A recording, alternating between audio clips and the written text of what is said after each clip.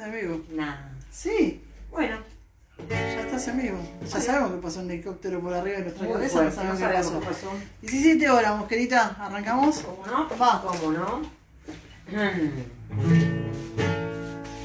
Una caricia al viento y se calma, una palmada al mar y se calla, una sonrisa al sol y aparece, una mirada a la luna y se duerme,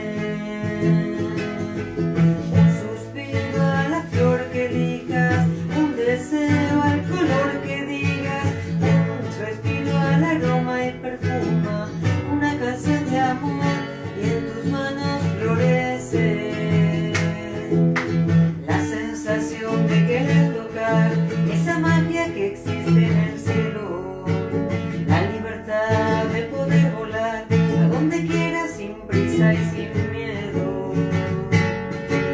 Sueño dorado del sol, sueño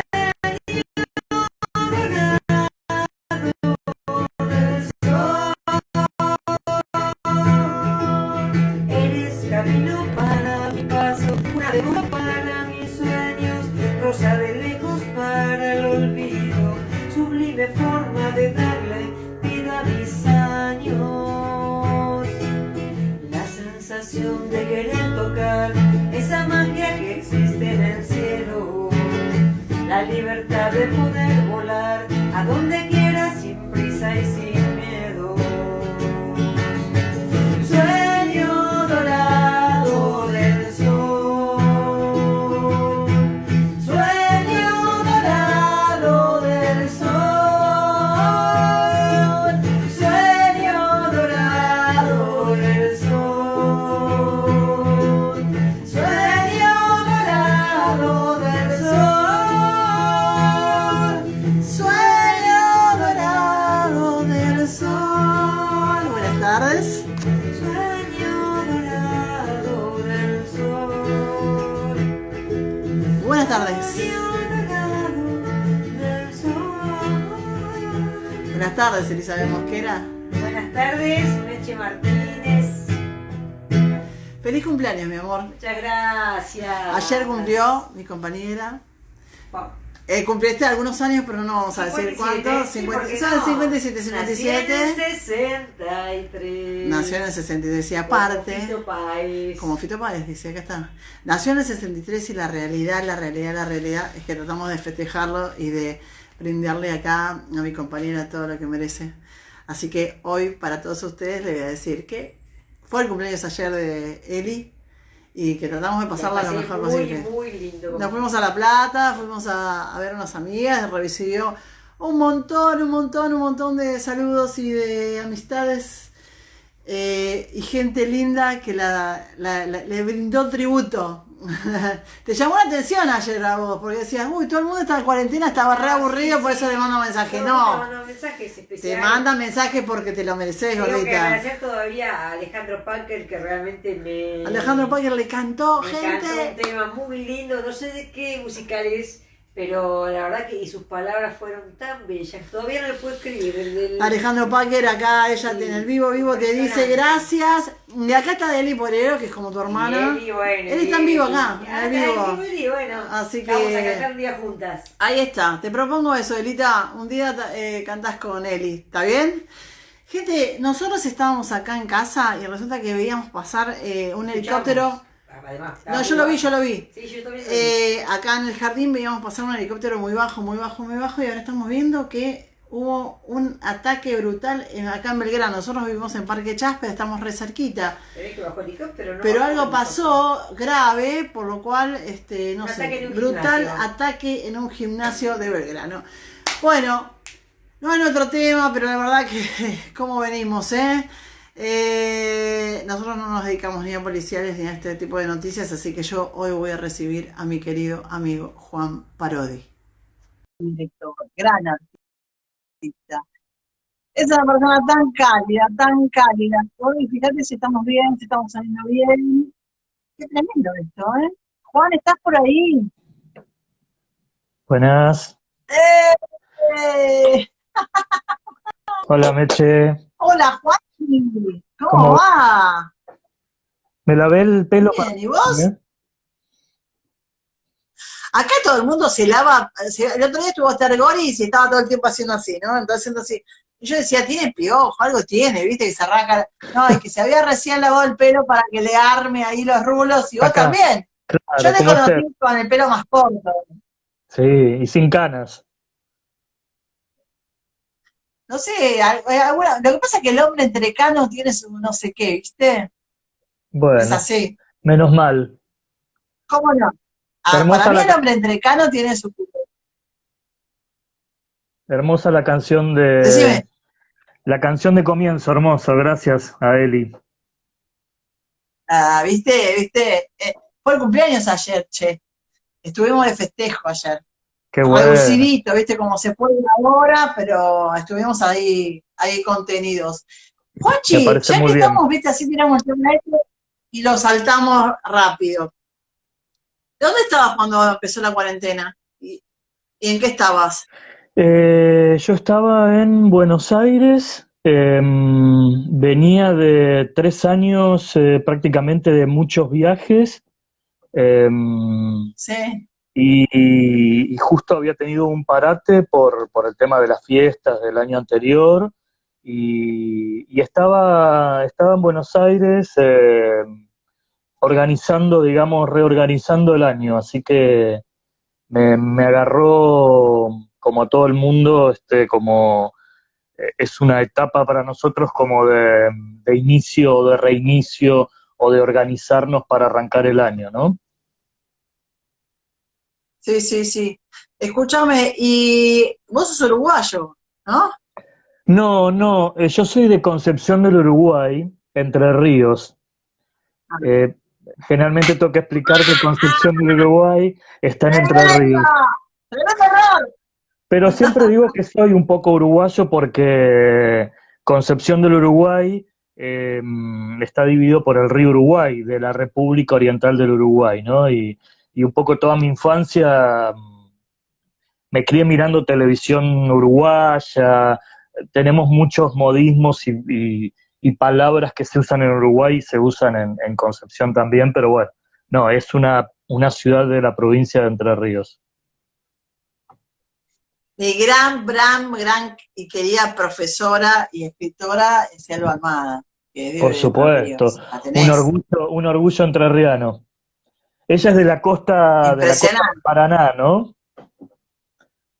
Sí, sí, pero es un sol de persona y es una persona maravillosa.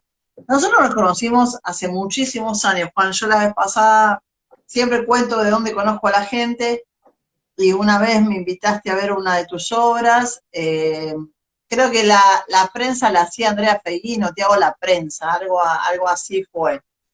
Eh, Y nos conocimos a Rosa Brillando.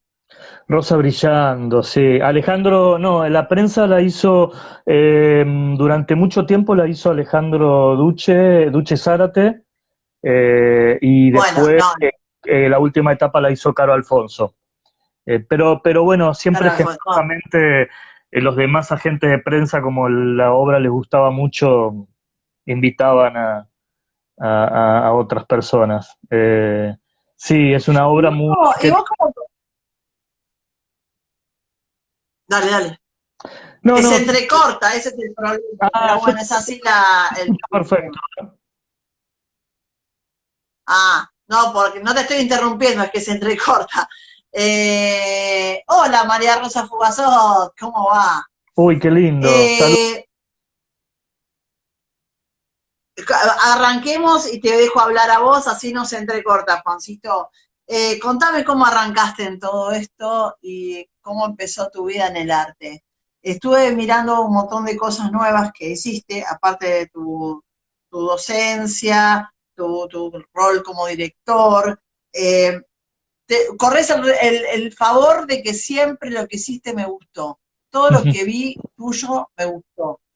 Así que vamos a hablar de algunas de las cosas, pero contame cómo arrancaste vos, Juancito, así yo escucho atentamente. Bueno, yo hace muy poco descubrí que, porque siempre me preguntaban esto de cómo había arrancado mi relación con lo artístico y yo nunca me acordaba de algo que para mí fue fundante y fue muy importante, que no tuvo que ver con el teatro puntualmente, pero sí con un maestro. Yo hice muchos años en Concepción, en Entre Ríos, hice un taller de cerámica con un maestro que se llamaba, ya murió, Artemio Alicio, un gran ceramista, un gran artista plástico. Y yo hace muy poco como entendí que ese fue el espacio mío, el primer acercamiento a lo artístico y a conectarme con el arte, digamos, ¿no? Después, bueno, me mudé a Buenos Aires, al principio de los años 90, y ahí comencé mi formación, principalmente mi formación en principio fue ligada al cine, porque hice la carrera en la FUC, en la Universidad del Cine. Hoy es Universidad del Cine, en ese momento era Fundación Universidad del Cine, FUC. Entre el primer año que se abrió, en el año 91, y paralelamente empecé a estudiar teatro con quien yo considero que fue fue mi primera maestra y mi gran maestra, que es Berta Goldenberg, con la que muchos años después Ah, fundé una sala, el Teatro Anfitrión, eh, y un poco estaba ahí entre el cine y el teatro siempre era una posibilidad, o la actuación, como yo sentía que era un complemento de lo que yo quería hacer, que era cine, ¿no? Como para entender y dimensionar mejor el poder dirigir actores y comprender un poco más de qué iba la actuación. Pero bueno, después el teatro fue ganando más territorio y seguí haciendo talleres y seminarios y nutriéndome de eso y un poco como me capturó y bueno, después abrimos Anfitrión en el año 2000 con Berta Goldenberg, que había sido mi primera maestra, y durante muchos años es fui parte divino. de la dirección artística del teatro y de la programación. Este, y ahí, bueno, empecé un poco el camino de la dirección, ¿no?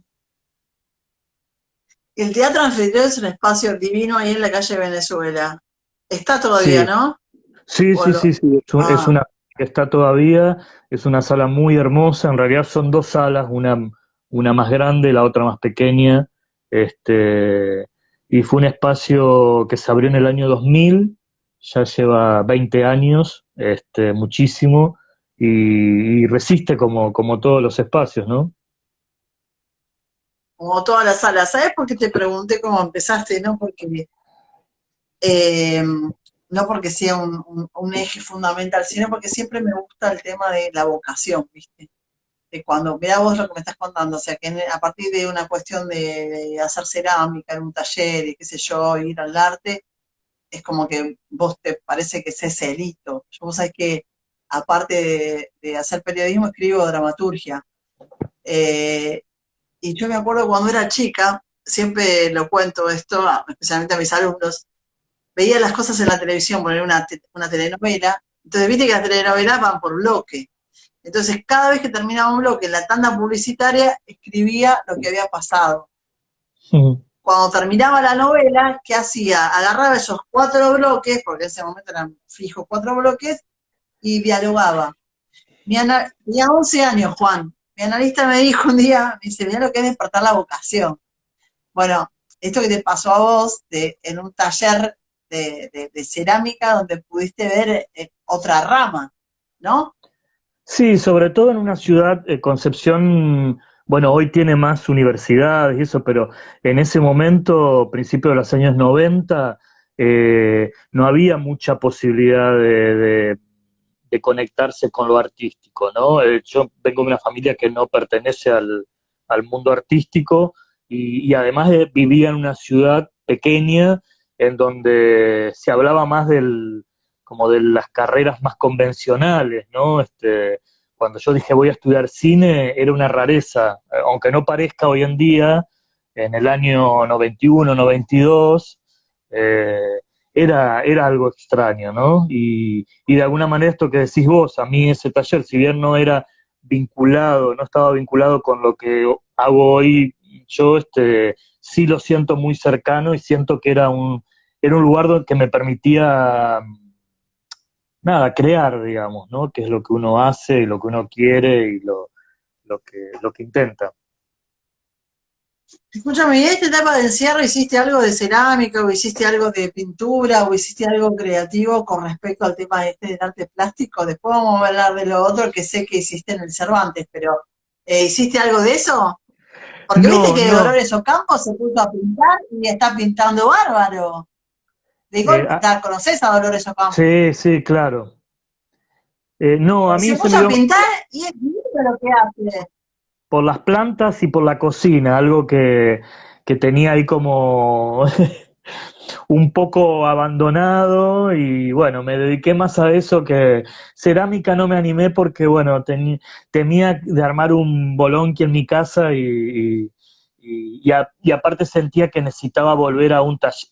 Tengo ganas ahora de volver, pero necesitaba como refrescar mucho los conocimientos y me gustaba más volver a un taller que hacerlo en mi casa, ¿no? Pero sí, mucha gente se acercó a otras disciplinas Se y volcó, no, pero aparte de Dolores, vi cosas que hizo Dolores, vi cosas que hizo Elena Petraglia, divina. O sea, agarraron ese tipo de lapicito, la acuarela y qué sé yo, y la verdad que me sorprendí. hermoso. Escúchame, Juan, y en este momento, ¿viviste situación así como sentirte en soledad? Y la segunda pregunta sería, espera que te la mando todas juntas, Sí. así te quedas tranquilo, pero te voy a preguntar sobre tu vida privada.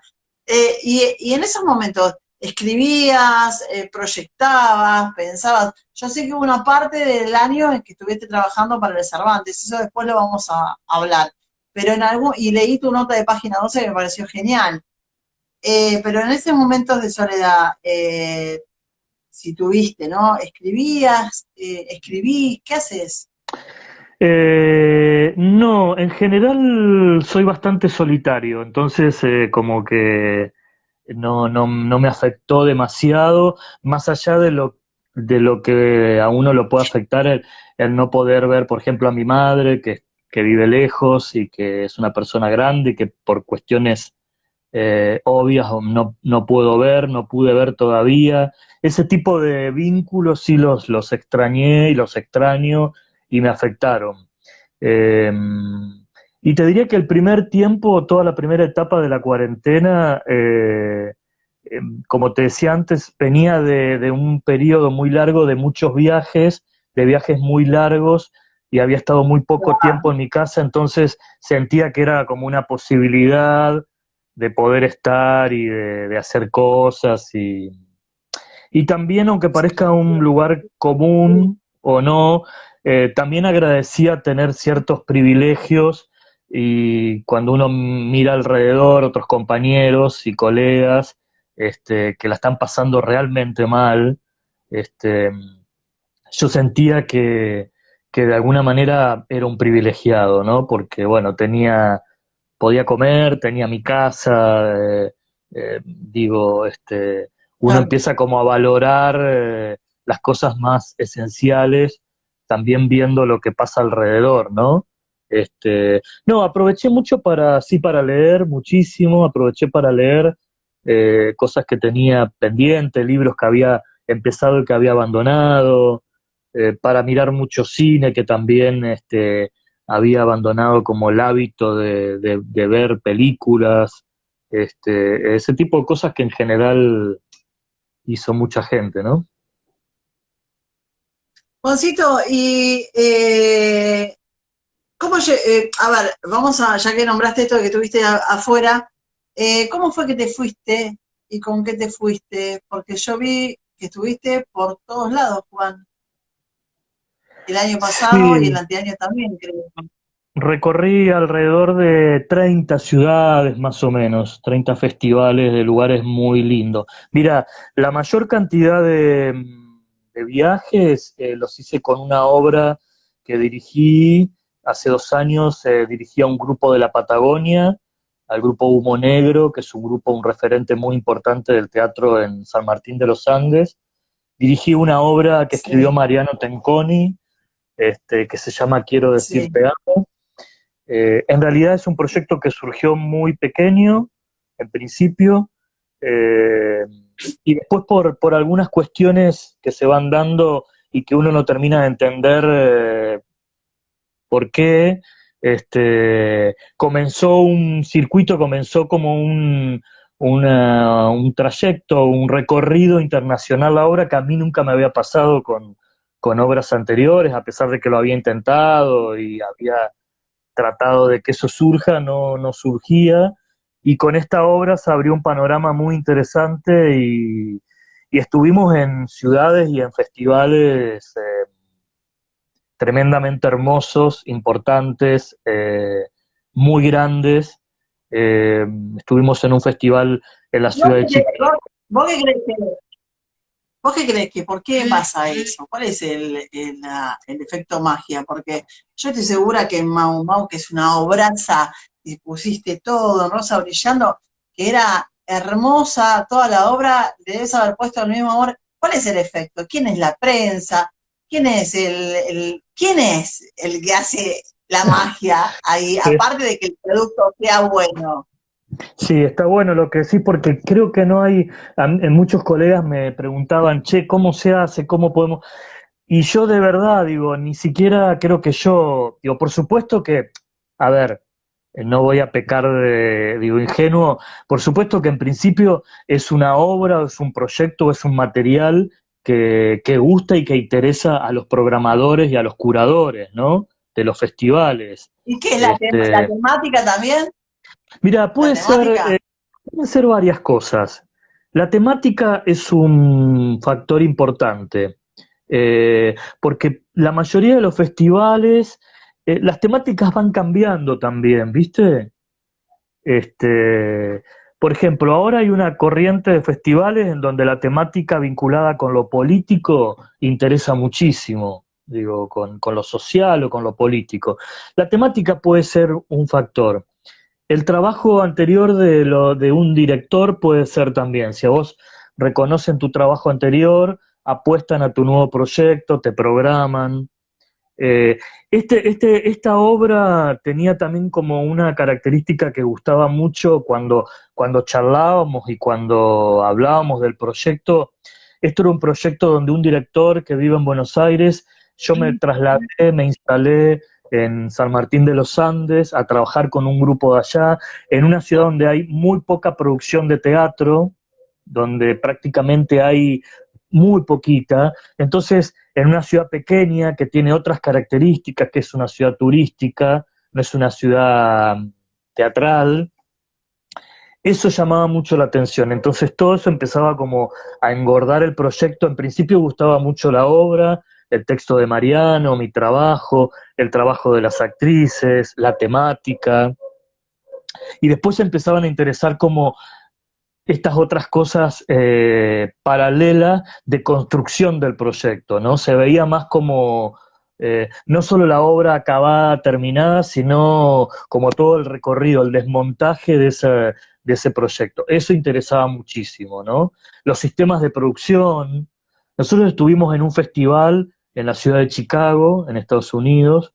eh, la obra se dio con subtítulos, obviamente, hubo una traducción y luego hicimos una semana de funciones, que eso es muchísimo para un espectáculo, digo, en Sí, español, sí. digo, es como... Sí, lo sé, Entonces, lo sé, lo sé. hablábamos hicimos charlas después de las funciones y todo esto que te cuento generaba mucha curiosidad, mucho interés, ¿viste? De cómo se había construido el proyecto, a partir de qué y cómo había sido el vínculo, el trabajo, este, por ejemplo, un Porque dato aparte nosotros los teatreros no somos empresarios, entonces no tenemos idea de qué es lo que surte efecto. Si yo digo, bueno, este año yo cumplí 50, Juancito, iba a hacer una obra de teatro y dije, bueno, voy a producir yo mi primera obra de teatro. Y decía, ¿dónde tengo que poner la plata? En la prensa, en los actores, en el director. O sea, yo creo que no hay una fórmula, ¿sabes? Yo creo que hay, como vos me estás mencionando, un conjunto. En el conjunto de funcionalidades sucede la magia, para mí.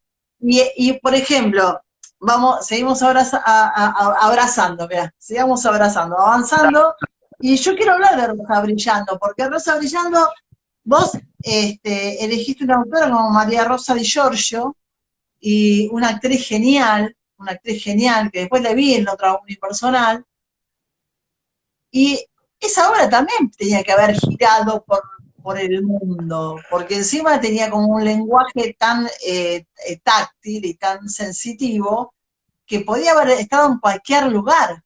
Háblame de esa obra, de cómo elegiste esa autora y cómo elegiste hacer eso. Y encima en la boca, o sea que apuesta más que al arte, imposible. Yo no conocía esa sala, Juancito. Querida Elena. Digo Juancito porque lo quiero mucho, gente, porque este reportaje después se repite en YouTube y lo dejamos grabado para Instagram. Entonces, cuando nos vean me van a decir, Juancito, Juancito, Juancito no, es grande. Sí, pero yo lo quiero, porque es un tipo, a mí me gusta tu línea, Juan, me gusta tu coherencia, me gusta que no te vas para cualquier lado. Vamos a hablar después de lo de Cervantes, pero te felicito por el trabajo que hicieron ahí en Cervantes, porque había un montón de autores que yo no conozco. Y mirá que yo conozco autores, hace 15, 17, 18 años que estoy en esto. Entonces, esa oportunidad, nueva gente, estuvo muy bien. Contame de Rosa Brillando, por favor. Bueno, ¿Cómo fue que se Rosa, armó ese proyecto? mira, es un proyecto que se Dale. armó para hacer una única función, aunque te parezca mentira, a partir de un ciclo que había que se llamó Ocho Mujeres, en donde se armaban propuestas escénicas a partir de 8 poetas latinoamericanas. Eh, y en realidad la propuesta viene del deseo de trabajar juntos con Vanessa Maja, que es la actriz, Una genia. y Gonzalo Gamayo, que es el músico que está en escena. Y un poco la idea surgió, bueno, queremos trabajar juntos, probemos, hagamos esta experiencia para esta única vez y vemos qué ocurre. Y ahí ocurrió esto que decías vos, algo en relación a lo mágico de los encuentros. Hicimos esa única función y bueno, la obra tiene 10 años, o sea, de hecho el viernes próximo vamos a hacer algo muy lindo que yo creo que va a ser un poco el cierre definitivo, la despedida definitiva, porque siempre nos cuesta, siempre decimos, bueno, ya está, ya cumplió su ciclo, cada uno hizo otras cosas en el medio, y el viernes vamos a hacer una versión radial para un ciclo de radioteatro de AM750. Eh, y un poco Rosa, bueno, nació para ese ciclo y después la trasladamos a Querida Elena, que es este lugar hermoso de La Boca, Divino. que yo creo que Divino. Yo no lo conocía. le terminó de dar como el entorno y como, bueno, el sustento a un material que ya era hermoso, el material, los poemas de Marosa, esta gran poeta uruguaya, pero había algo yo sentía que era una obra que no era para una sala convencional, ¿no? Que no era para un escenario, que era para un espacio reducido, para un espacio en donde la actriz y el público estén muy cercanos. Y cuando entramos con Vanessa a Querida Elena, dijimos, bueno, este es el lugar. Esta podría ser la casa de Marosa, ¿no? Eh, y ahí la estrenamos. Ese jardín que tiene el divino, ahí terminó como de completar el lenguaje, ¿no? Porque Sí, una cosa que los olores, se sentían los olores ahí en esa obra, mira, me estoy acordando, qué belleza. Te felicito, Juan, qué belleza. bueno, Ahí te conocí. porque es una obra que a priori uno pensaba, bueno, va a ser para la gente que conoce a Marosa o que lee poesía, pero eh, a medida que avanzábamos con las funciones, nos dábamos cuenta que empezaba a venir un público que no conocía a Marosa, que no sabía de la poesía, que nunca por ahí había leído poesía, y sin embargo pasaba algo como sensible también con ese público, ¿no?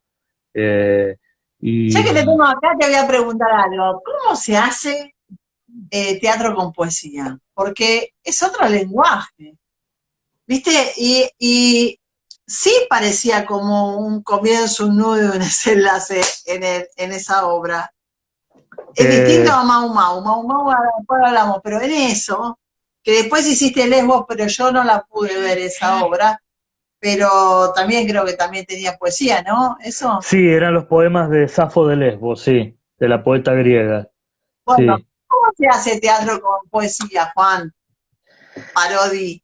Eh, sí, y yo creo que termina siendo como la literatura en 3D, ¿no? La poesía en 3D, eh, porque en principio la literatura, la poesía fue algo escrito para ser leído en soledad, generalmente, ¿no? Uno piensa que, bueno, que alguien Claro, escribe poesía para que el otro lo lea en su casa, y sin embargo el teatro es todo lo contrario, es abrir y es compartir y es mostrar. Eh, es un sí, gran desafío por un lado, eh, pero creo que hay que perderle, por un lado, cuando nosotros le perdimos el miedo a eso, pudimos avanzar y entendimos. Por otro lado, saber que la poesía en escena o el material poético llevado a la escena tiene algunas reglas o algunas normas que por ahí el teatro convencional no lo tiene. Entonces, bueno, agarrarse de eso, eh, pensar qué construcción visual tiene esa palabra, si es que la tiene. En este caso nosotros sí, con Vanessa pensamos en esas proyecciones y en construir esas imágenes, teniendo en sí, cuenta siempre que lo visual es como un camino paralelo, que a veces acompaña directamente y refuerza la idea de lo que se está diciendo, y en otros momentos abre otras zonas, ¿no? Se va para otros lados, como si lo visual sí. se convirtiese en un poema más, ¿no? En otro poema. No Y remarcando. esta cuestión de manejar lo sensitivo también, eh, me acuerdo de las frutas, de lo que comía y todo, toda eh, esos estados a los que llevabas a la poesía, o la poesía te llevaba a vos, andás a Sí, ver, eh, ayudaba a que, a ver, porque también es difícil escuchar poesía, es muy complicado, si vos no le agregas todo esto que vos me estás diciendo, y todo lo que yo vi, viste, la música, la expresión corporal de Vanessa, el desarrollo corporal, bueno, la dirección que hiciste vos, es difícil, y sin embargo uno se enamora de esa obra, corre, viste, como yo digo, voy a fiar una obra, bueno, ahora hace un montón que no voy, pero, y corre, ¿entendés? La obra corre, y encima te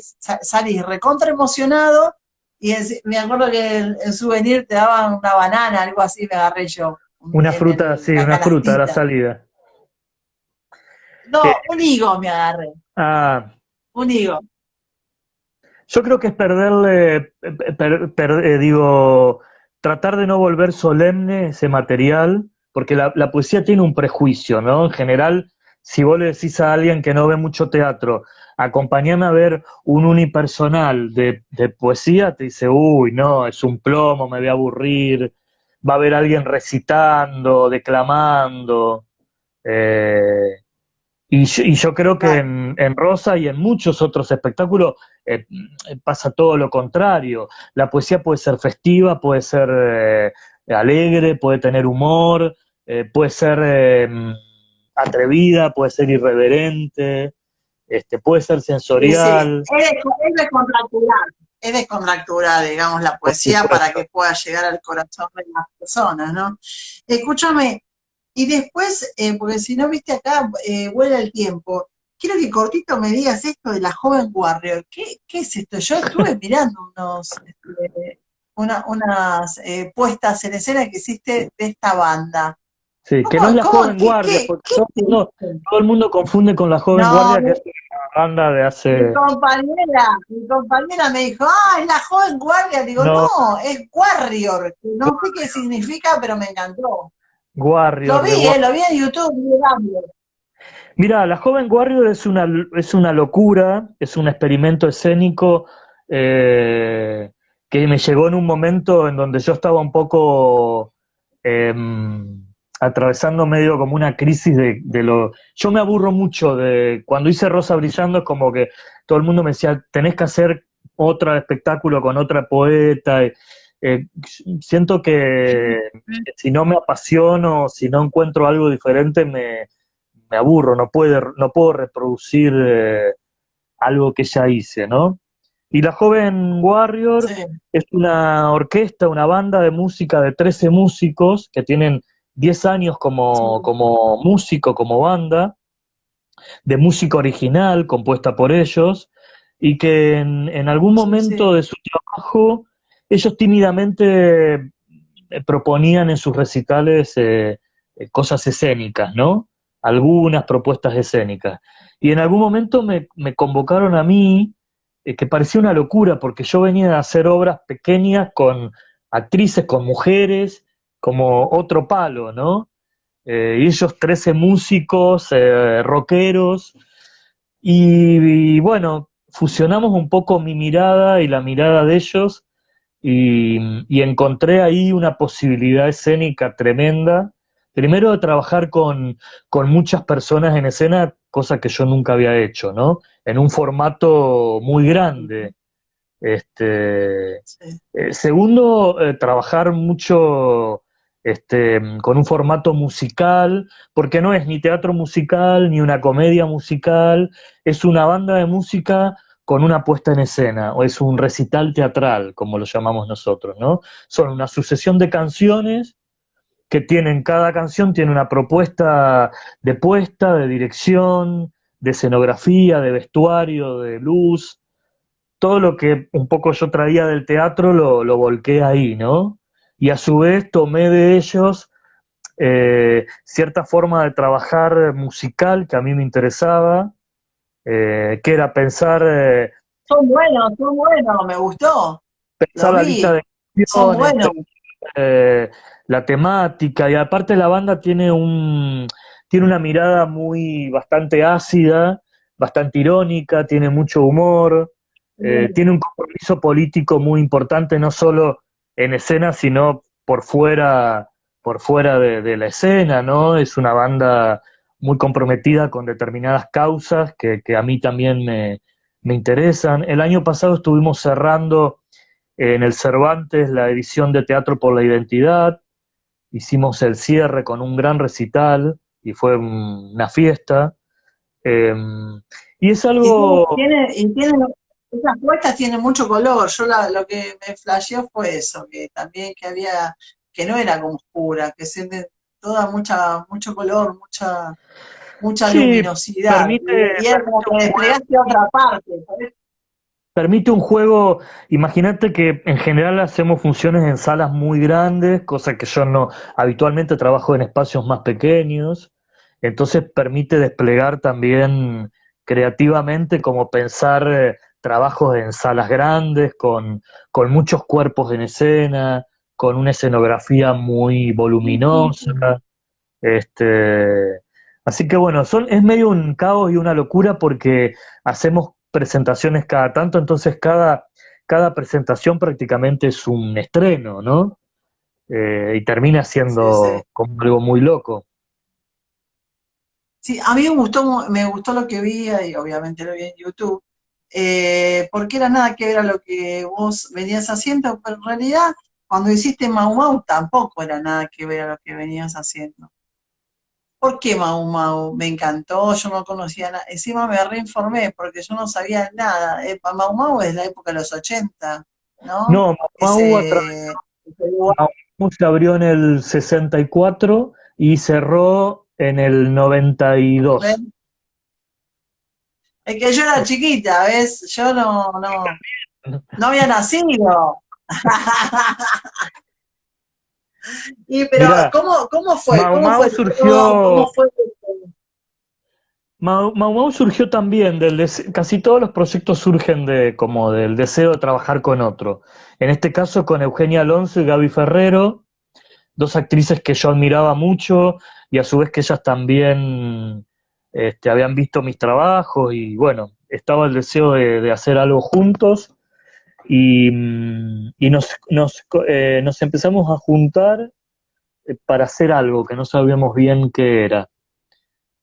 Casi durante un año estuvimos juntándonos por las mañanas, desayunábamos y trabajábamos, leyendo materiales, libros, cosas, obras, y sentíamos que no aparecía digamos, el motivo, la excusa para hacer algo, no nos apasionaba nada lo que íbamos encontrando. Y un día nos íbamos de un ensayo y yo uní una imagen que había visto unos días antes, andando por la avenida Córdoba, pasé por un lugar que era una especie como de bar, pero que lo habían convertido como medio en un lugar bailable, y había una bola de espejos y estaba sonando un tema musical muy de los 80, y yo ese día en el ensayo a las chicas, antes de irme, le dije, yo me las imagino bailando en Mau Mau, no sé por qué se me vino Mau Mau, porque yo no fui ni había conocido, bailando en Mau Mau, me las imaginaba solas bailando en un lugar nocturno. Y eso quedó en nuestras cabezas, y cuando llegamos a nuestras casas, yo empecé a buscar Mau Mau, y a partir de dos o tres, a partir de una noticia de un diario de Página 12, y a partir de un libro de Cristina Civale, que se llama Las Mil y Una Noches, que es como la historia de la noche porteña, ahí descubrimos que eso que había sido como una especie de chiste, descubrimos que Mau Mau había sido un lugar emblemático de Argentina, pero que también estaba muy vinculado con la historia nuestra política y social. No era solo un lugar de divertimento.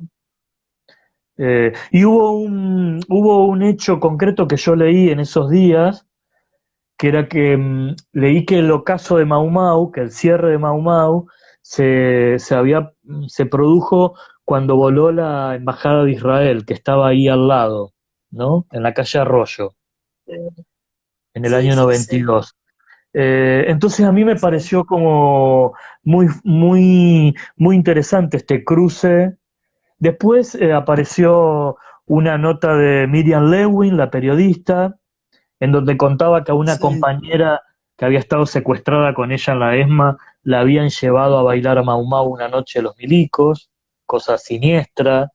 Y después leímos que durante la guerra de Malvinas, todas las noches en Mau Mau se cantaba el himno, y cuando terminaba el himno volvía el carnaval carioca, y cuando volvió la Sí, democracia en el 83 se hizo la fiesta de la democracia.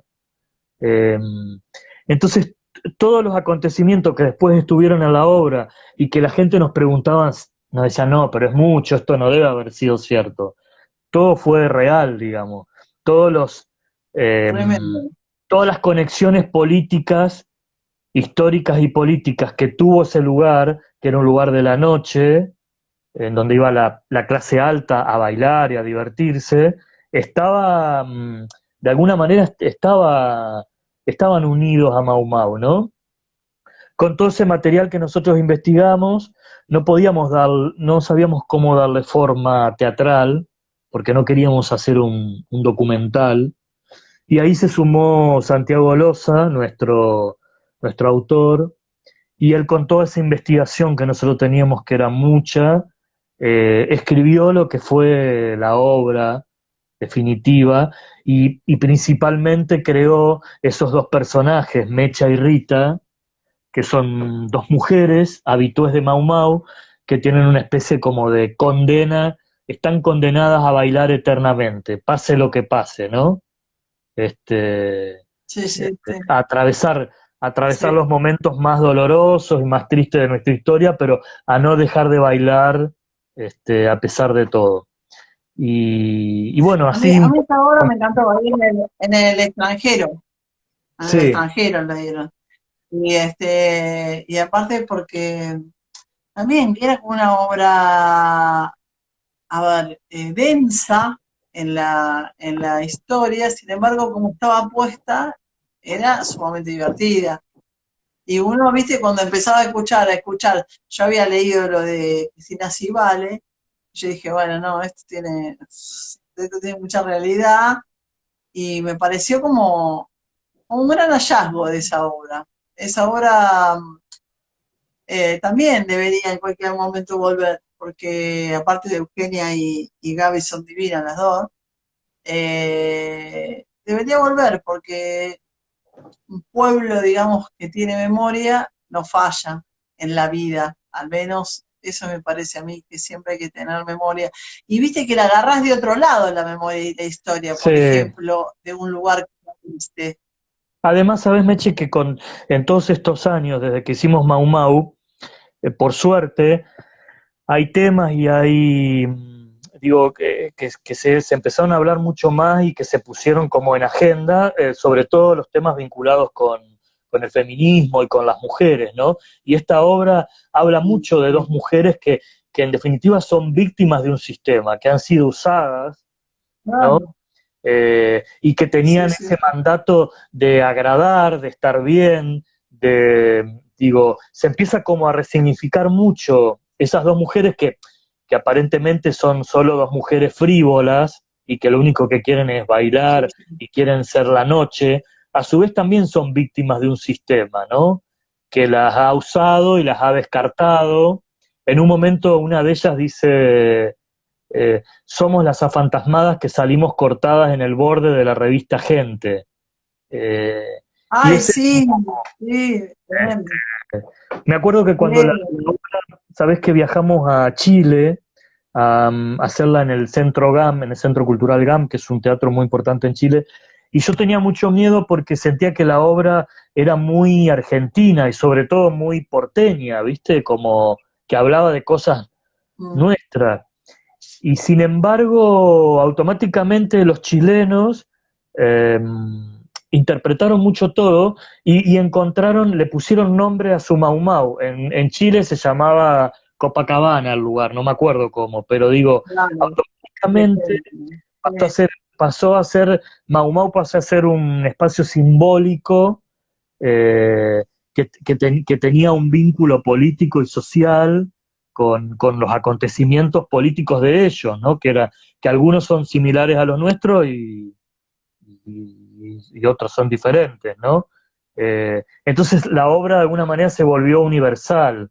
No importaba tanto el lugar concreto, sino como era más metafórico el asunto, ¿no? Me pareció como interesante eso. No, un hallazgo, amigo. Vamos para adelante. Eh, ¿Cómo fue la convocatoria del Cervantes? Qué interesante que fue lo de la convocatoria del Cervantes. Estuvo muy bueno que se haga porque había que resolver, más allá del tema de un presupuesto o lo que fuera. Estuvo Romina Chepi acá contándome sobre cómo se armó. Pero bueno, recibieron un montón de obras de teatro y tu parte, ¿cómo fue la selección? ¿Cuál era el criterio de selección? Mira, en principio sí es un proyecto que nosotros decimos que es épico, ¿no? Porque apareció como en el momento justo. Eh, y para mí cumple como dos roles o dos funciones que están buenísimas. Por un lado lo artístico, porque es un proyecto muy cuidado desde lo artístico, sumamente cuidado y protegido. Y a su vez también apareció en un momento en donde había una necesidad laboral muy grande para todo el sector, entonces también terminó de cumplir, porque a veces por ahí aparece una posibilidad laboral, pero lo artístico es más débil, o a veces aparece lo artístico como algo sumamente rico, interesante, pero no cumple el otro rol que es lo laboral, ¿no? Mira, Sí. trabajamos con el resto de los jurades, fue un trabajo muy arduo, de mucho tiempo, de mucho, mucho tiempo de lectura, muy responsable, muy serio. ¿Todos leyeron Este, todo? ¿Todos leyeron la, todo? la primera etapa sí, pero llegado un momento hubo tanta cantidad de proyectos Mucho. que iba a ser imposible, se iba a tener que extender mucho y no era serio querer abarcar toda esa cantidad. Entonces trabajamos Sí, sí. en la segunda etapa, trabajamos en dúos, trabajamos de a dos, hicimos una gran selección, como una preselección, y la última etapa volvimos a trabajar todos juntos. Toda la última gran selección, sí, la leímos todos los jurados, digamos.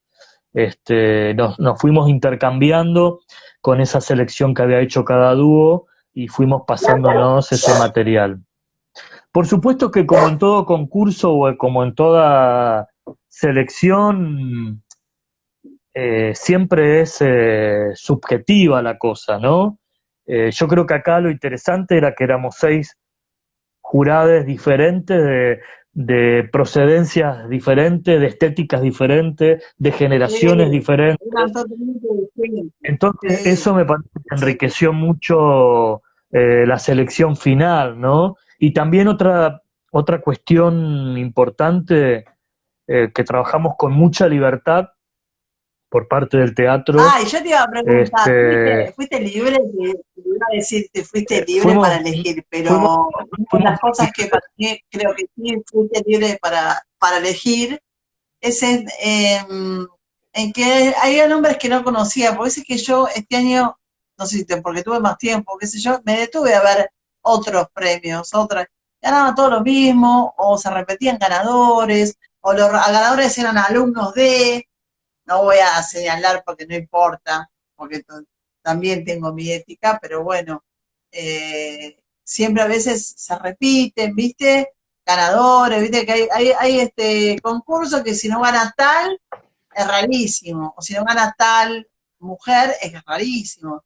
Y acá yo vi que sí había figuras que conocía, pero había un montón de autores que no conocía para nada, y ahí me dio mucha alegría, porque dije, bueno, viste, la gente que desconocía totalmente merece una primera oportunidad, y si se la da el Cervantes, ya estamos, te felicito, gran trabajo hicieron vos, Ana Alvarado, y la otra jurada, como decís vos, ¿cómo se llama? Andrea Garrote, y después Andrea estaban Garrote, los tres Alvarado, jurados de las provincias, de las regiones, ¿no? Trabajamos además, sí, antes que me olvide, lo uno con lo que dijiste recién de la libertad. eh, Hubo algo muy interesante en el concurso que nosotros no sabíamos ni la procedencia ni el nombre de la autora o el autor del proyecto. Fue con un estricto seudónimo.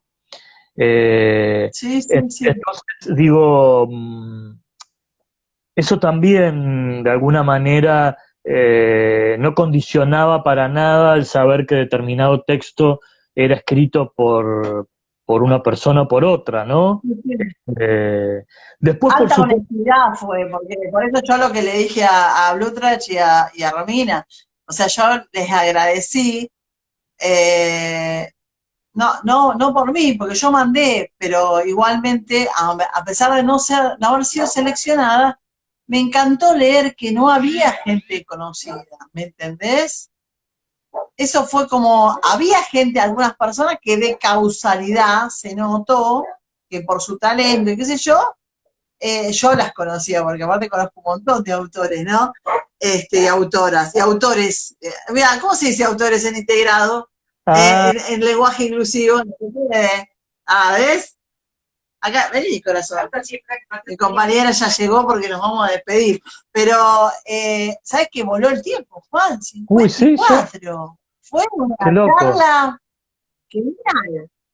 Qué lindo, qué Hola bueno. Santiago Míguez, que mañana va a estar conmigo charlando en el encuentro especial de la semana, Santiago Míguez, mi querido Santiago Míguez. ¿Qué me querés mostrar? Mira, mi compañera me muestra esto. ¿Qué es esto, Juan? No veo, ¿qué es? ¿Unas manos? Es, a ver, qué dice que es. No, claro, de la Concepción del Uruguay, dice Ah, que es. sí, estuvimos, es un lugar, se llama estuvimos en enero, es Me una, está diciendo que estuvimos en enero acá, porque claro, fuimos a veranear a Entre Ríos, nosotros a Colón. qué lindo, sí, Ahí, es la quiero decir que costanera. estuvimos la costanera, sí. queríamos ir a Banco Pelay. A ver, para que te la pongo un minuto para que la veas. Hola Juan. En el inicio, Meche confunde, y estuvimos este año en Concepción del Uruguay, veníamos de Colón, fuimos al centro, quería ir a Banco Pelay, pero hacía 37 grados ese día, no dábamos más, ya veníamos para Buenos Aires, y me acuerdo que sacamos una foto a las manos de la República, y cuando ella dijo que no sabía cuál era, y estuvimos este año, por eso le quería mostrar Claro, que estuvimos. qué lindo, Estoy gracias. muy perdida, pero Banco sí Pelay es veraneé ahí la río más linda del país. Banco Pelay es una belleza. Exactamente. Yo quería ir, pero no me dejaron porque hacía mucho calor y no me dejaron ir a Banco Pelay porque ya nos volvíamos. Ya no teníamos que volver. Juan, no voy a permitir que Instagram no me deje que te despida. No, por Yo te favor. quiero cortar la entrevista. Te digo, Bueno, ya sé que hiciste leer en casa, sos un gran artista, Juan, y sos una gran persona. Yo muchas estoy muy gracias. contenta de haberte conocido en la vida y que la gente de ahora en más, este poquito de tiempo que tenemos acá y que tuvimos vos y yo, se va a seguir reproduciendo para extrañarnos menos, como se llama el hashtag que inventé, para que podamos estar más cerquita hasta que nos volvamos a encontrar y ojalá que nos podamos volver a abrazar. Seguramente. Juan Parodi, te quiero mucho. Yo te también, agradezco gracias. mucho. Muchas gracias. Gracias a las dos. Gracias, Eli. Gracias, Juan. Ahí te va a despedir mi compañera con una canción. Gracias, Juan Parodi. Hoy estuvo con nosotros este gran director y este gran artista. Gracias. Muchas gracias. Totales. Gracias. Esto fue para extrañarnos menos, gente. Mañana estamos con Santiago Domínguez a las 9 de la noche. 9 de la noche. Y el jueves vamos a estar con Andrea Bonelli, que nos hablará seguramente del Terreno de Trópico, súper obra de teatro, súper película que fuimos a ver de Sabrina Farjí. Gracias por la gente que estuvo ahí acompañándonos, un gran artista y una gran persona. Sí, casa, coincidimos totalmente. Nos vemos mañana a las 9 de la noche con Santiago Domínguez y el jueves con Andrea Bonelli. Todos somos